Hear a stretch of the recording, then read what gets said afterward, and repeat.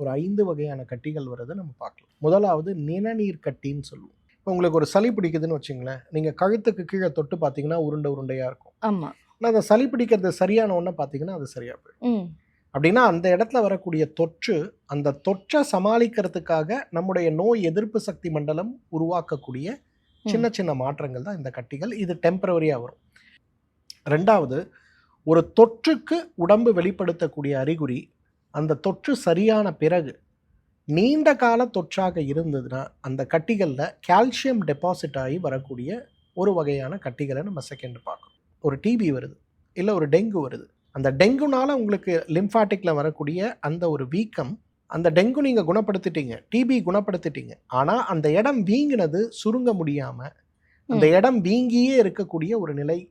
இது இரண்டாவது வகை கட்டி. இது சாதாரணமாகவும் இருக்கலாம், இல்லை உடம்புக்குள்ளே இன்னும் இன்ஃபெக்ஷன் இருக்குன்னு சொல்கிற அறிகுறியாகவும் இருக்கலாம், இல்லை இது பின்னாடி புற்றுநோயாகவும் மாறலாம்.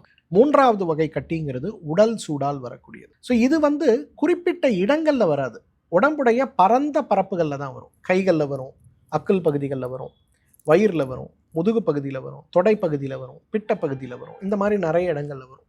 எந்த ட்ரீட்மெண்ட்டை நீங்கள் எடுக்கலனாலும் 10 நாளில் தானாக சரியாயிடும். நான்காவது வகை கட்டி அப்படிங்கிறது ஒரு திசுவில் ஏதாவது ஒரு காயம் ஏற்படுது. ஏதோ ஒரு பொருளை நம்ம தூக்குறோம், அப்போ மசில் ஒரு குறிப்பிட்ட அளவுக்கு ஸ்ட்ரெச் ஆகும். அந்த ஸ்ட்ரெச் ஆகும்போது துணி கிழிகிற மாதிரி அந்த மசில் லேசாக கிழியும். அப்போ அந்த இடத்துல அந்த கிழிஞ்ச மசிலை சரி பண்ணுறதுக்கு உடம்பு என்ன பண்ணுன்னா, நிறைய ப்ரோட்டீன்ஸ் அந்த இடத்துக்கு அனுப்பி அந்த இடத்த முதல்ல இப்படி கிழிஞ்சு இடைவெளியாக இருக்கிறத ஒன்றா சேர்த்துட்டு, அதுக்கப்புறம் அதில் கால்சியம்ஸ் போய் டெபாசிட் ஆகி அப்புறம் அந்த மசில் அதோட ஒரிஜினல் இயக்கத்துக்கு வரும். ஆனால் இது யூனிஃபார்மாக நடக்காது, இதில் மேலே கீழே நிறைய நடக்கும். அந்த மாதிரி நடக்கும்போது அப்போ அந்த இடத்துல ஒரு கட்டி போன்று, ஒரு வீக்கம் போன்று ஒரு இடம் இருக்கிறத பார்க்க முடியும். இதுக்கு பேர் தான் கொழுப்பு கட்டி. கடைசியாக நம்ம பார்க்கறது பௌத்திர கட்டின்னு சொல்லுவோம். ஸோ இந்த பௌத்திர கட்டிங்கிறது நம்மளோட ஆசனவாய்க்கோ இல்லை ஆசனவாயை சுற்றி இருக்கக்கூடிய இடத்துலையோ அல்லது அக்கல் பகுதிகளிலேயோ வரக்கூடிய கட்டி. பொதுவாக அந்த கட்டி வரும்போது கடுமையான வலி, கடுமையான வேதனை, காய்ச்சல்.